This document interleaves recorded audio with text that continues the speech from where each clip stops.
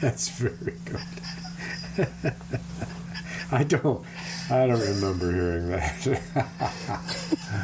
Oh yeah, not exactly PC. No, but who is? What is? So Dennis, it's only been a week this time. We're on schedule. Oh, schedule. We're back on schedule. Well, and that means that less has happened. Indeed. You know, I actually, I'd like to go right to the entertainment desk because I am itching to talk about this new series that we're watching. I'd like to put a flag in the ground to celebrate. The end of March is our 7th anniversary. Whose? You and me? This podcast. Yes. Are you kidding me? 7 years ago. What's our number? 7 years ago was our first episode. What's our number? The spider monkeys. So we are up to, sadly, I did the math on this. We are currently recording episode 275. So that means that we've missed 7 times 54 for 52 minus 275 means we've missed 89 weeks over 7 years. Divided by 7 is what? 10. 89 11. divided by 7. 11. Yeah, so 11. Yeah, we missed 12. 11. 12 a year. 12 a year. So on average. That's not too bad. Well, considering what's the national holidays, vacation, and your travel schedule is nuts. I mean, and 7 years. General illnesses, and every once in a while we just have a miscommunication where things don't align. That's usually your fault. But anyway, I just wanted to say happy anniversary. So, but it's bad luck. 7 years. Do we break a mirror and throw it over our shoulder or what? I don't know. I mean, it's a prime number. Who cares? Whatever. Well, it's interesting. What's your relationship with prime numbers? Because I have a relationship with them, a regular relationship with them, and I'll explain in a moment. But I just generally think they're cool. Like when 1 month from today, my son and daughter and myself will all have prime ages. Well, you are keeping track of all this. That's great. I noticed those things, and so yesterday I was swimming laps in the pool and thinking about this because there's nothing else to think about, and I wondered if there's if you wanted to maximize two people having the most time having prime ages, like what distance apart should their ages be ideally? And I actually ran some calculations, and at first I was pretty pleased with having my kids being 4 years apart, because obviously if you're an odd number apart, so the difference, primes are always, with the exception of 2, primes are always odd numbers, right? Yes. So their difference has to be an even number. Has to be even. I think that's the case. Yes.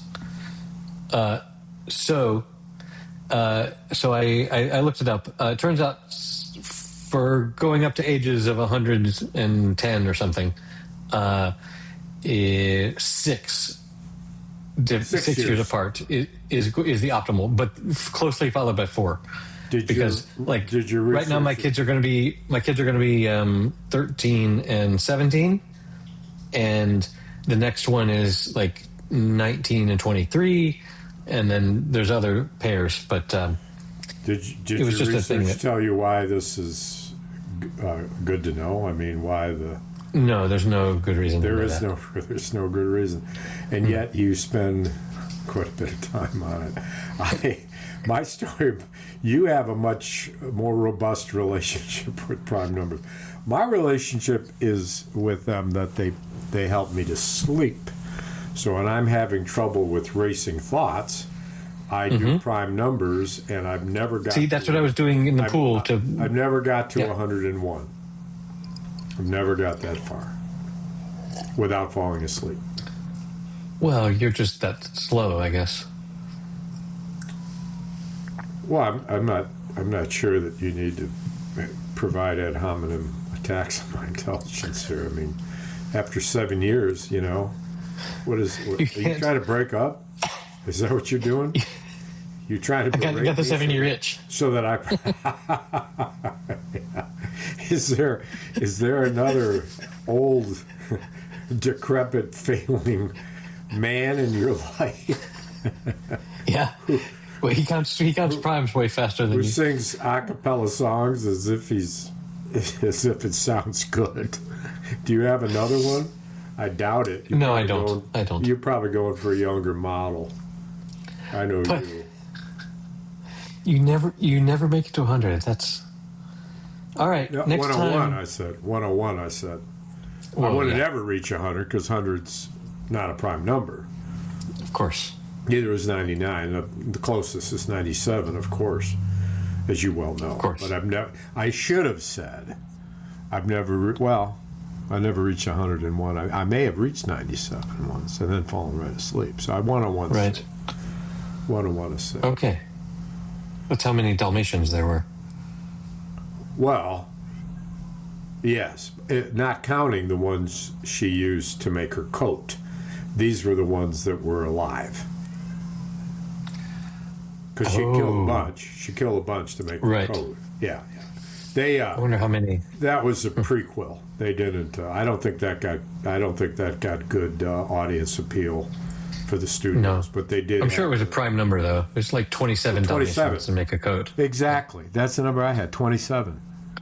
How many Dalmatian puppies does it take to make a Dalmatian coat? The answer is 27. As long as none of them are the runt. But 27 is not prime though. So, oh well. That's right. 3 times 9 is 27. Shit. 29. No, that's 13 times 3. That's too many. 39. That's too No. many. That's too big of a coat. Yeah. So, how do you think she did away with them? I mean, what if you want most of the fur, you probably poison them. You don't bludgeon them. You don't get the fur all bloody, so. She might have Christy gnomed them. I don't know. Oh. Just a bullet. No. Because what are you going to leave? A black mark? No, blood. You don't have blood. It splatters, man. You've never killed a puppy before with a gun? It splatters. No. I mean, who can tell a hole from a black dot, really? One you can put your finger through and one you can't. Hello. Oh, that For explains. somebody who's so close to prime numbers, you don't seem very bright. What's the difference? That explains why I've never got my Who finger can tell the caught in difference between a bullet hole and a black dot? Everybody? Everybody on the freaking planet can tell the Not difference Wile E. Coyote. between a bullet hole. He knows he's had one of those right in the middle of his forehead and lived through it. He knows. But Wile E. Coyote just runs right through painted on holes. Oh, no, that's the Roadrunner. Never mind. Sorry. No, the I got Roadrunner confused. does. Coyote doesn't. He flattens like a pancake. That's been ironed. And then you peel him off, and he rolls up. Right. Yeah. Then you turn him into a hash pipe, I guess. I don't know. that video you sent of the guy who was obviously like living out in the wilderness, and he was working all day, every day. He was chopping wood, and he was building on his house, and he was doing this and that, and everything he had, every tool he had, doubled as a hash pipe. It was.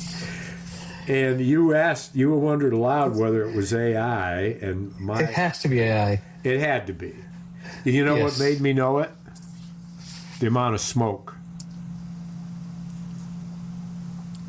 the amount of smoke. There's no way. Well, I don't know if there's no way, but the smoke was obviously generated. Well, that's fine. That's one thing, but also the amount of effort put into that tiny little joke, if it were real, that's like 200 hours of work to come up with that joke, whereas with AI you just spend $200 on your in 2 minutes. The thing that kind of tended to make you wonder was that the human element was better than, I don't know if it's better than any AI. I said, I almost wonder if there was a dude who was being filmed doing all the acting without any tools, and AI was. No, I think the AI video stuff is good enough now that You wouldn't like know. you remember the famous like Will Smith eating pasta benchmark, and I think now we are way past that, because so much of the AI video slop that I get served is toddlers saying adorable things. It's mom I haven't and dad watched are any of there. those in months. They were And- they were all the rage, and now I don't get them, and I certainly don't go looking. The only reason I ever saw them Oh, I don't was because they look came for them to at me. all. Yeah. I don't Yeah. look for them either. But so it's just and like now the humans look so good that you really cannot tell. I imagine you could tell if it were a human that you knew. Yeah. I'm hoping that if it was a friend or a loved one that was being animated to do or say something, or a celebrity that was like someone that you really, really knew, then you might be able to tell, oh wait, Yeah. that's not really Barack Obama on that Yeah. snowboard. Interesting you say but- that. To reinforce that, when I AI pictures of my wife and I, invariably they do an she, he, her, they do an outstanding job on me, and a person recognizes his or her own face more notably than anybody else would. And I invariably look at it and say, damn, it's right. In fact, I'll send you some. But at the same time, they never get my wife's image right, ever. I mean, it's a woman that looks something like her, but not like me, where you would look at it and say, wow, he got dressed up for that picture. Or whatever. Right. And I wonder if it's something in, particular to the stuff that, because women's faces are softer, or I don't know what it would be, but They've got so much training data on Santa Claus that it just you're easier to figure out. I don't know. It's not true with all women. My daughter, when she comes up on AI, she looks great. She looks, I say, oh, that's good. And my granddaughters, but just my wife. So the question isn't about women at all, really. It's really just about my wife. And I'm not weird. Sure. Like, one thing that has changed in the past decade is just how much time we spend looking at our own faces because of Zoom and like video calls and things. Whereas previously, you'd look in the mirror, you'd shave, you brush your teeth, and then you would only ever see other people's faces all day long. And now we spend so much time seeing our own face, and we're so much more aware of, if you've got a zit or whatever, then you're going to be so much more conscious of it now than Right. previously. I don't know. Well, it's. Yeah, I think it may be. Maybe it's my wife's features. If I found a picture of a woman that looked like my wife, and tried her AI image, if it came up very different, then we would say, yeah, it's something about that facial construct between the hair and the face. But it's peculiar. Maybe you just married a unique snowflake. Well, I know that for sure, man. 50 years ago. Well done. 50. Oof. That's more than 7. It's more than 7, yeah. Well, and we've had 25 great years. I mean, just fabulous. She doesn't think that's very funny. Don't know why. Bitching got no. That's like the old. That's like the old adage of about marketing. Like 50% of your marketing budget is really working, but the hard part is figuring out which 50. Because you can't know, but yeah, right. Exactly. Yeah, and as evidenced by your marketing goal of reaching 1 million, and you reach only 500,000, and you know therefore that it's at 50%. Well, no. It's you don't know which things you're spending. I know. On that's my our. point. Oh, okay. Right, but my point is about how you know that it's only 50.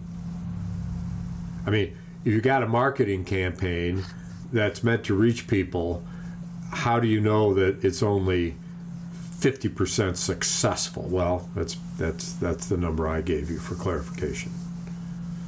You with me on this? No, I think we're talking past each other. No, I don't know why. Well, so tell me this: how would you otherwise know that your marketing campaign was only 50% effective? What other standard would you use? It's an adage. It's an adage that intuitively you know that some of your marketing is not working, and some of it is. You just can't figure. There's no good way to track which of it is, which is one of the Sure there is. reasons. Sure there is. It's not difficult. It's not difficult. All you got to do is create collect a sample of people that started with a bad attitude about X and saw something or heard something and then had a good attitude, and look at what did that. Yeah, look at what did that. How do you look at what did that? How? Because you've got subjects, and you're giving the subjects 15 minutes of research. They're giving you 15 minutes of research time, and over that period of time, they start with a knob that says their view of the product is 0 to 1 or whatever it is, 0 to 1, and then you give them this, and you ask them if there's any change in your score, and you can give them 5-6 different options over a 10-minute period, and then you'll know. That's not the way brand advertising works, though. Like, brand advertising is about giving you a constant reminder of a brand over years of your life, to the point where when you go to buy diapers, you reach for Huggies because that's the one that you've heard of most. And there's no, like, and people don't like shop around for different detergents. They go and they buy the brand that they have always bought or that their parents bought or whatever. And you can't measure how much spend on that caused that to be the reason that someone purchased something. You just can't. The reason that Facebook is as big as it is that they were able to do transactional tracking where you post this ad and you can track, oh, we got you spent $1,000 on this ad, and you can see, oh, we got $10,000 of revenue from people that clicked on this exact ad. Yeah. And the internet and Google and Facebook, like that's why those are ginormous companies, is because they can promise that. The reason Facebook is so big is that it allows you to specifically target 25-year-old pregnant women for your ads, it's so that you're not spending money to show your ads to elderly men that aren't going to buy your diapers or whatever. Well, so you just anyway proved your point that they do know which part of their marketing strategy. It's more common now that you do know. The adage is a century old. So now you're coming clean. No. I'm still as filthy as ever. What do you mean, no? What were we talking about? You had said it's impossible to know. It's impossible to know. Then you gave an example of a company that knows. I understand your emphasis of adage. When you say it, your fingers are all but up giving me the quote thing. I understand that. But you didn't say it used to be that it was believed hitherto that it was impossible. That's the old adage. Now you're backtracking. It's still, and you're coming it's clean. Still true. No, it's still somewhat true. Because now here we go. Now you're coming clean, somewhat. Now you're coming. No, clean. the adage is still somewhat true because a potential customer, needs to hear about your brand n number of times before they trust it or will reach for it when they're in the shopping aisle. What was the Jim Carrey movie where the filming his life? Ed Harris was the director. The Truman Show. The Truman Show. So that's how you would figure that out. You tracked every moment of somebody's life for years, and then you could figure out what was it that sparked that. Could you though? Well, sure. You'd have to. You would need a huge control group and a just bunch one. of. Just one. No. And whatever. But more than one is a test case. So what do? You got the film of Truman. The first time his mother took him to a shopping center, and the first time that on film you see that she's grabbing a box of Tide detergent. Yeah. And you count then how many times did Truman see that? How many times did Truman if you only have a data set of one, it's just to see whether such a thing is trackable. You're not performing the test yet. You're simply you have a theory and you have to have a proof of concept. And what you can say is, for example, because we had all this tape on Truman, because that really wasn't a television show, that really happened. So they have all the tape from all these years of Truman, and they can run through it all, or have AI run through it all and say, yes, there were between the ages of 5 and 16 when he bought his first detergent himself, there were 275 incidents of a connection with Tide detergent. And now our question is, compared to what?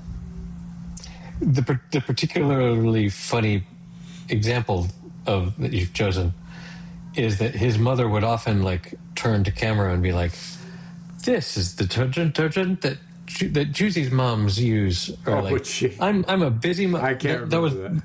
Yeah, that was one of the big things that confused the hell out of him. That every once in a while his mother would be like, when I've had a long day, I like to have a cup of cocoa from. And he's wondering why she's whatever. talking like that, right? Exactly. I don't remember like because they had all these in place ads in his life that which is funny that you would go to that.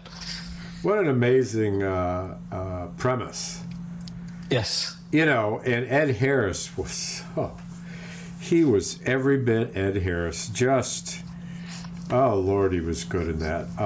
I've got to check my.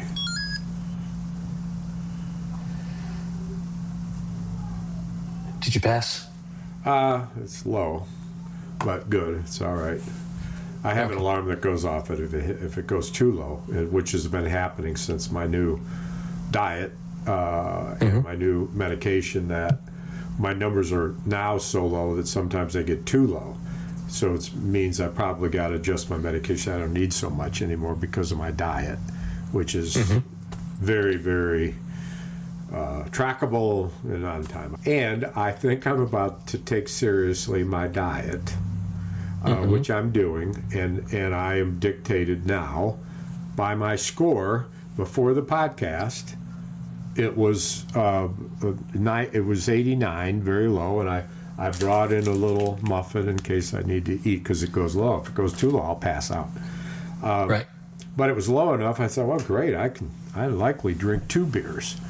So I drink, most of one, which I have, and now I check it and it says still 95. Means I have another beer. Nice. And that's the value of the diet, because it takes my score so low that back in the day when my diet wasn't good, I started out high. So if I'm already at 140 and the cap is 170, I don't have that much far to go. If my cap is 170, it's 95, I got 80 points. It takes a lot to get your blood sugar up 80 points. Anyway, that's a little sidebar. But I know you'll have to edit that noise out of there. I've always been super curious about I would love to have a blood sugar tracker just to understand better my metabolism and around. Your mother's diabetic, correct? Yes. Diabetic 1, though. Yes. But and as a civilian, you can get those, but they cost I'm a civilian as far as they're concerned. It's $70 a month, $70 for 2 weeks of a monitor. And it's $140 a month, and the insurance in the United States won't cover it because it's preventive, and because I don't take insulin. So I've got to be sick enough that I need insulin. God, that's dumb. And then I can use it, and it's like, well, you can use it, but it's already too late. If you're using insulin, you've got a real road to fucking walk. Yeah. Unlike pre-diabetic, keep it from becoming diabetic. That's just okay. So I got this monitor with all this data. Well, I don't know. I'm taking up airtime. I want to talk about that. It's okay. Well, but I'm super curious. I would love to have those stats, because I love keeping track of my body stats. You wouldn't believe the stats.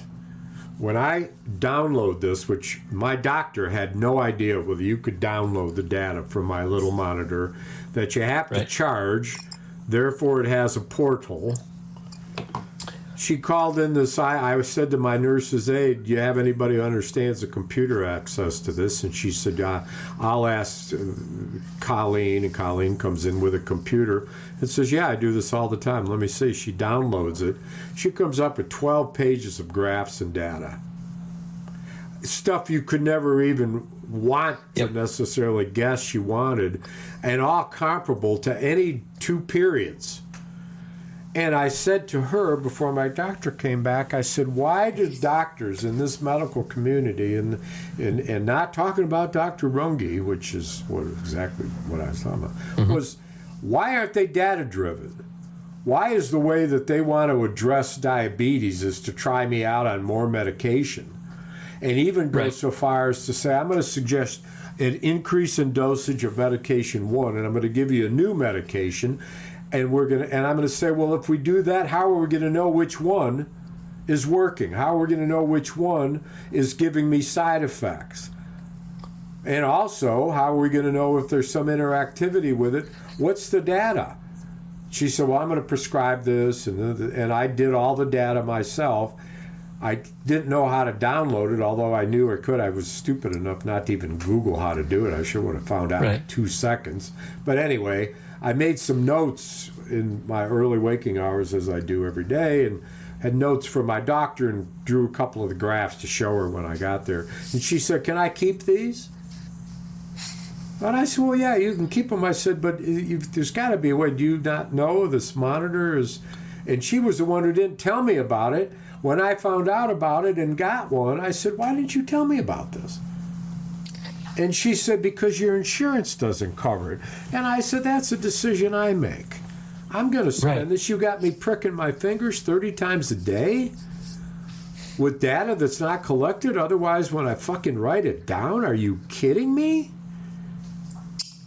You know. Yeah.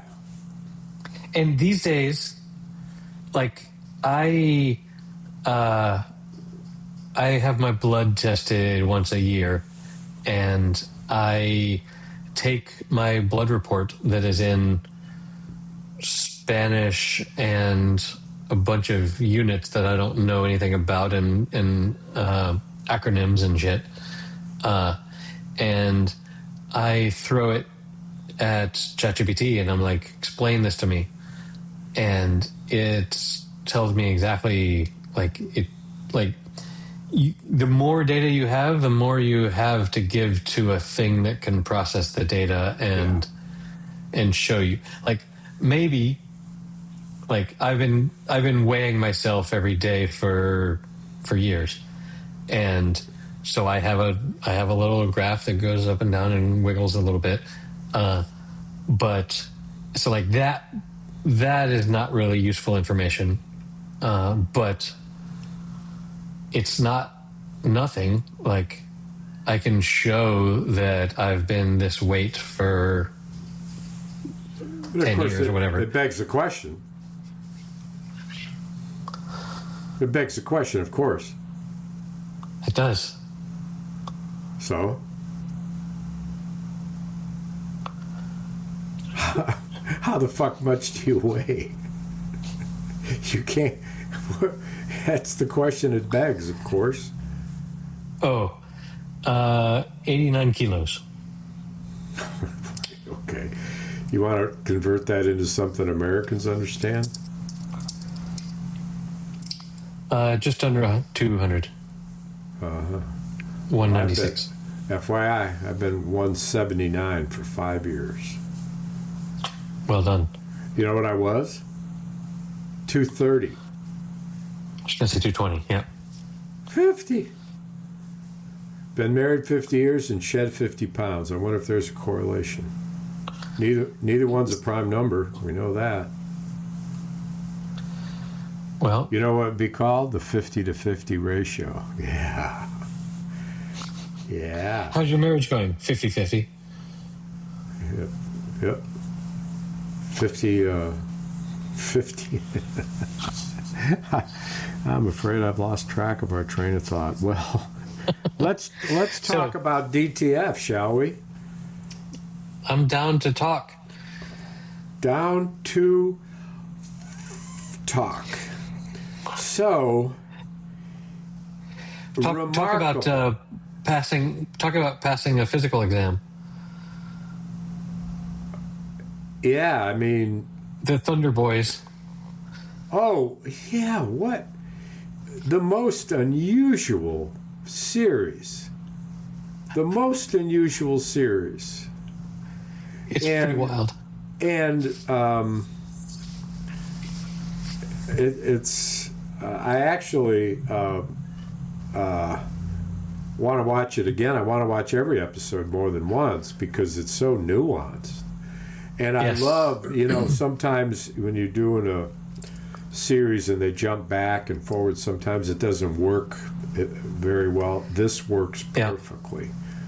And further insights on the history that led to this death. And so nuanced. And the thing that's just striking about it, that is such a weird writing thing. I don't know I've ever seen this in a screenplay, where the woman who's cheating on her husband is telling the man she's cheating with how much she wants to have sex with her husband and get him to be able to pop a boner, and that's what I really want. And that is so encourages him to take care of him. You can understand the last image, spoiler alert, the last image of that, is it the 4th episode now? Yep. You've seen 4? Of the 3 of them sitting at a table outside in their backyard, where they have several scenes, including the superb scene of him trying to talk to her about wearing an ump uniform. Yes. And how his inflection of his voice kept going up. And then she started to bawl and cry, and it was not understandable. I could understand him and their character of being that nervous around his wife, but her sitting there in her ump uniform and bursting into tears, what emotion drove to the tears?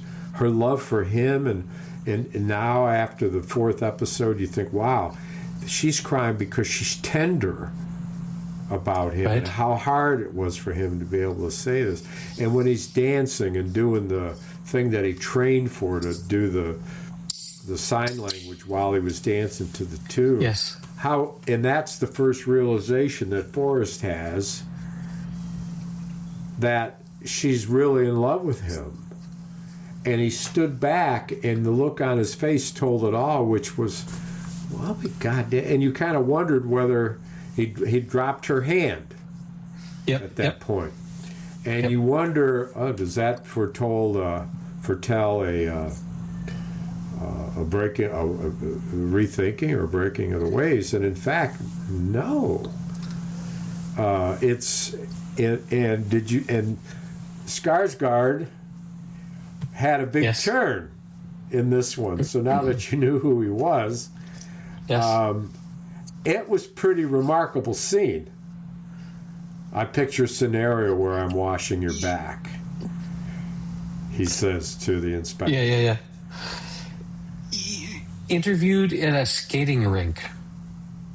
With all the lights. Like, we need to see Floyd with his dance moves on the skating rink at some point. I don't know that we will. Maybe we will. There's more. Skarsgård is not a minor character. No. He wouldn't otherwise be in it. I mean, I don't think. It's often the case. It's always the case in Law and Order that if you recognize one of the people being interviewed, then they're the killer, because you get the best actors to do the court scenes. But it's very curious. I did not pick up on this, but someone else did. And I read that if you look at Carol's maiden name is Love. Yes. And Skarsgård's name is Modern Love. Yes. His nickname, yes.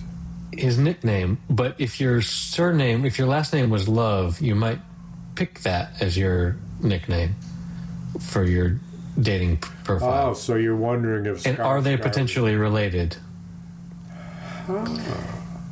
Is Skarsgård, whatever, I forget his name, Modern Love, is he like Richard's uncle or something?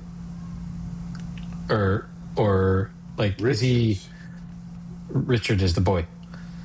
Oh. Huh. Is he Richard's father's brother? Yeah. Or something. Uncle or something. Yeah. Well, if they were going to do that plot twist, I think they would make it closer to her. I guess. And then we also have Clark's wife is in the shadows, and has been, and has some motive, I would think. well, one would guess based on what we think might be coming, which is menage a trois, because obviously the scene where he was in Well, the very closet final. You said the very final scene. The very final scene was that. was the foretelling of that. It didn't. Well, was him in the closet? That was the No pun second to intended. last scene of the episode. No, that was the very last scene. No, the last scene, which was the preview of the next show, showed That's not the last. That's the preview of the next show. That's not the last scene of this episode, Dennis. I didn't say It's- the last scene. I said the last thing you see. That's what I said. Well, you just said the last scene, but that's. I don't Yes. get the previews of the next one. Oh, you don't? I just get. Oh, I just well, get then the that's- episode as they are. When I said spoiler alert, I guess I inadvertently meant you. Yes, yes, you're right. You're right. And so I'll But- drop it. I'll drop the picnic table. But the very last scene, the very last sound, which I did not pick up the first time, but I heard a podcast and they mentioned it, and then I scrubbed through. The very last sound was a clap of thunder. And they were calling themselves the Thunder Boys, and he's the weatherman, and Yeah. it was just an interesting touch that Yeah. would have gone unnoticed. Their shared affection is very touching, and Like they really all love each other.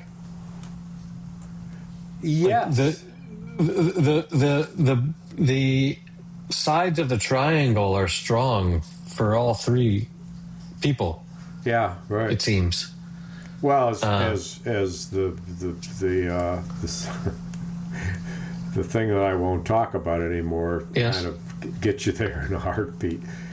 Well, and let me now that I've ruined it anyway. Sure. What the image is that round table that is in their backyard where Sure. she's in the same chair, and he's in the same chair. The house is in the background, but there's a third chair in between them, and it's forest. And all the scene is her looking at Floyd and saying, "What is this? What is he doing here?" And then with the shot still the same of the three of them, with Forrest looking at her when he's talking to Forrest Clark, Okay.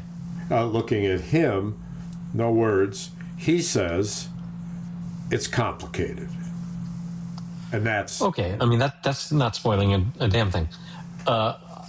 What is unclear to me is whether or not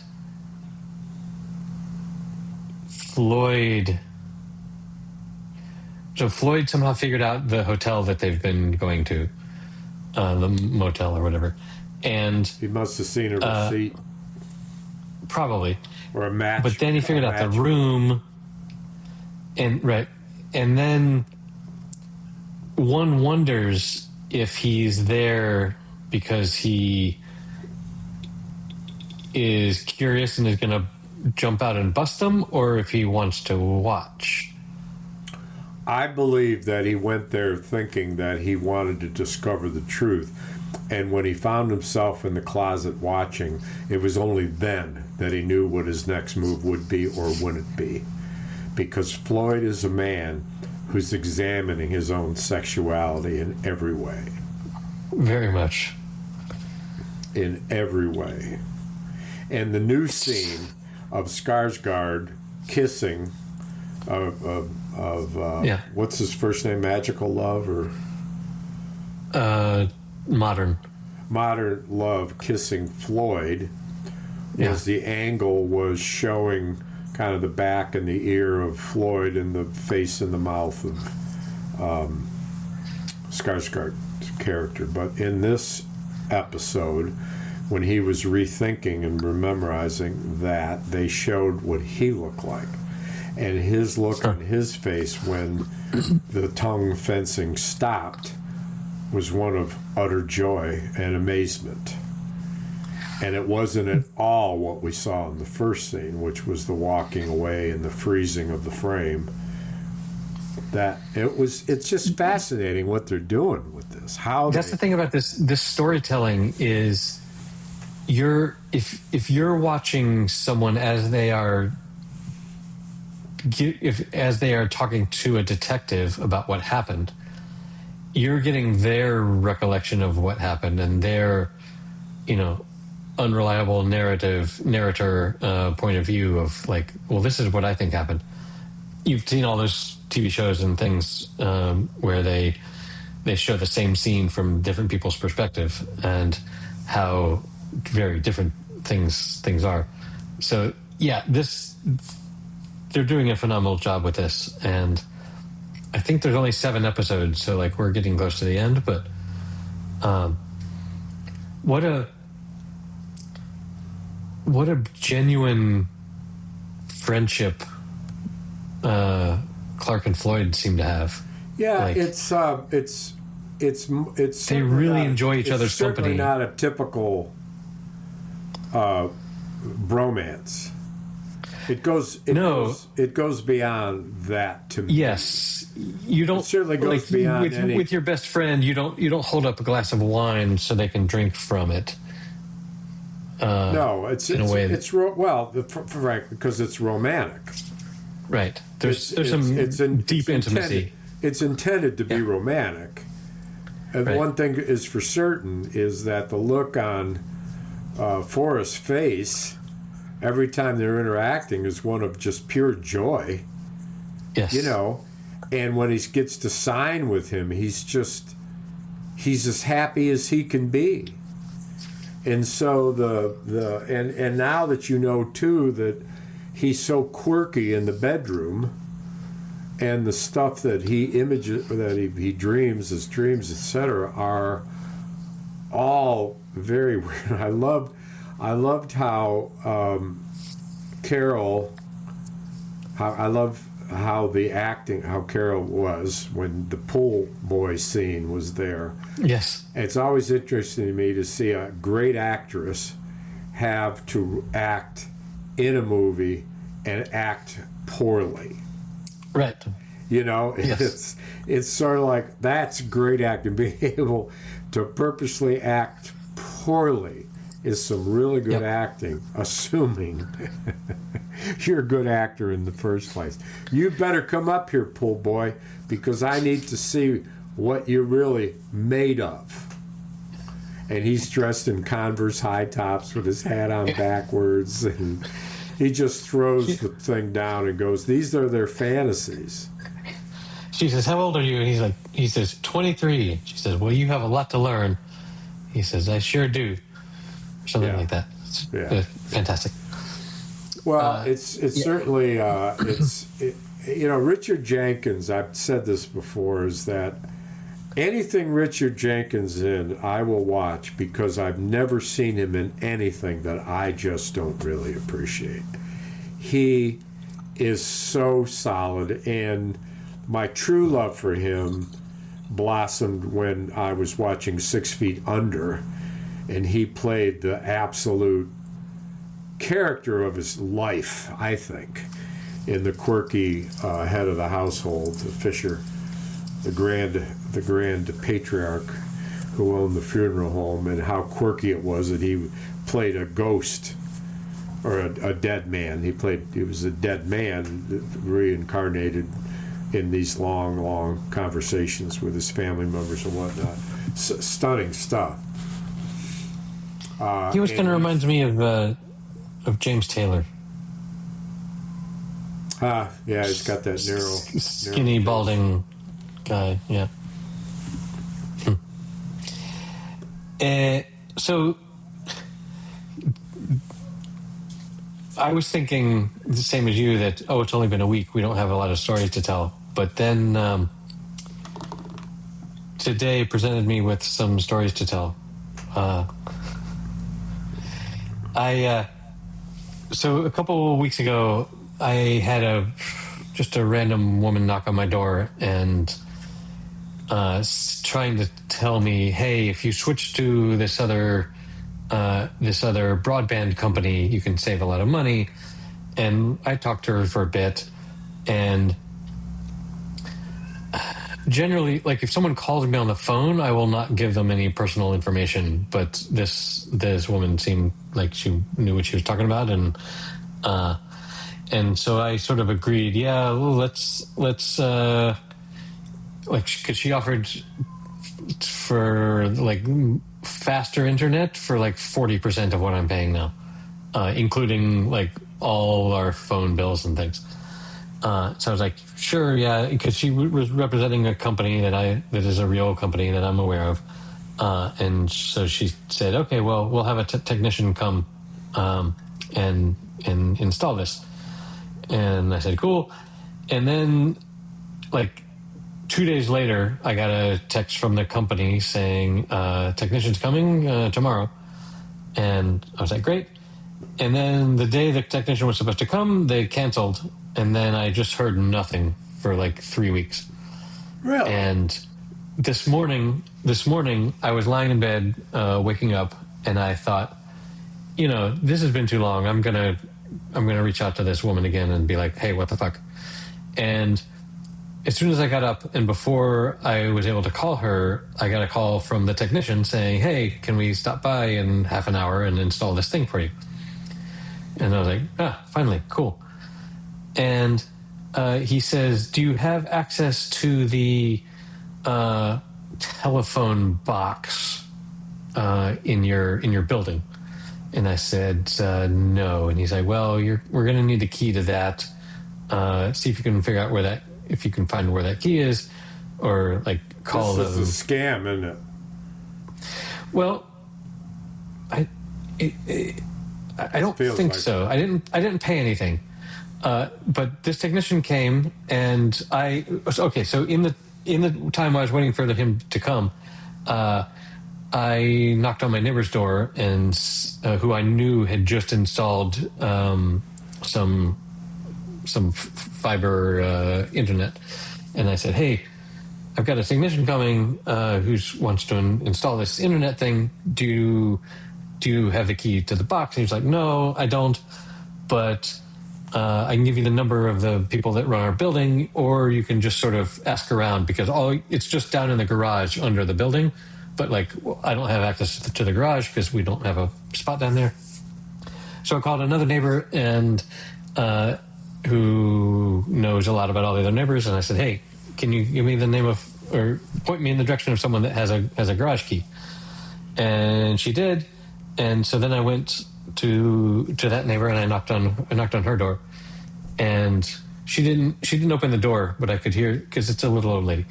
I could hear her from behind the door saying, who is it? And I said, hi, I'm your neighbor from upstairs. I have a technician coming. I'd like to borrow your garage key. And so finally she opened up the door and peeked out, and she was like, oh, Eric, hey, I know you. And so she gave me her garage key, and I said, I'll bring her back in 30 minutes or something. And she was like, oh, no, take as long as you want. So the technician comes, and it turns out he's unable to install this because he can't get a lead through the conduit that he needs to run a cable through that goes like from outside of my house under my floor out to my living room where the thing has to come out. And he's pushing on it, and anyway, in the end, he's unable to. But so while he's doing that, I get a call from the neighbor that I called to ask who knew where there was a garage. And she was all like, oh my God. And I said, what's wrong? She said, a pigeon flew into my living room, and I can't get it out, and I don't know where it is. Could you? And I'm scared to go in there. Could you come down? I was like, well, I'm with a technician that I explained to you before about, but I'll see if I can get away. So fine. The technician seemed like a reasonable guy that I could leave my door open with. He did not rob me, no spoiler. But I went down and she was there with her daughter, and they were all like frazzled, and they were like, there's the living room when the door's closed. And I opened the door and I went in and I looked around, and some stuff had been knocked over. And she said, yeah, the pigeon came in and knocked some stuff over. But I'm pretty sure it's in that corner under that piece of furniture. And so I bent down and I looked, and I was like, no, I don't think it's here. I think it probably went away while you had the door closed, waiting for me, because they had the window open. And she was like, yeah, okay, but I'm not going in there until my husband gets home tonight and make sure that it's not there. I was like, all right, fine. Her daughter was carrying a broom that apparently they had been using to sort of poke around. And I said, give me the broom. And I looked under, and I was like, there's nothing under here. And I put the broom under there and I jabbed it under there. This huge fucking pigeon flew out, flapped all around the room, and then flew out the window. Oh, and a self-fulfilling prophecy. Oh, good for you. Good job. It was because the pigeon was just in there, in protection scared mode, and but I freaked it out enough that it had to escape. So I left a total hero. And then back to the technician. And I went back to the technician, and he was unable to do the thing, and he explained that because he's not an employee, he's a contractor with the company. Yeah. He said, if I can't get this installed, they won't pay me anything for my travel here or my time here. So he was super motivated to get this damn thing installed. He said, no, I can't get anything through your conduits here, so we can't do anything. I was like, well, sorry, bro. So whatever. My internet is fine. We're able to do this. I'm able to work. Would it be nicer to be faster and cheaper? Yes, but yes. Whatever. But and throughout, if it weren't for this, you might have not been able to save the lives of those two females in the apartment with the pigeon, who might have pecked their eyes out, pecked them in the temple till they bled to death. Right, exactly. So pigeons are mean. Everybody thinks they're cool. Well, they're not cool. They're violent little birds. Peck out eyes. You don't want to pigeonhole them into that stereotype. I think you already did, and leave it to you to think about a pigeonhole. I'm not surprised or shocked. That's where I tried to get that broom into the pigeonhole. You probably had some type of degree of contact with your little feathery friends. Well, my friend, I am fading fast, and there's food in my future. Excellent. Long time ago, I can still remember. We don't have time for that entire song, do we? It's 6 minutes and 29 seconds, so no. I'll sing a song I wrote. I call it Virginia. I'm gonna sing a song. I'm gonna sing a little song. I'm gonna sing a song about rocks. I'm gonna sing a song about rocks. I'm gonna sing a song about rocks. Watch out, watch out, watch out, watch out. That rocked.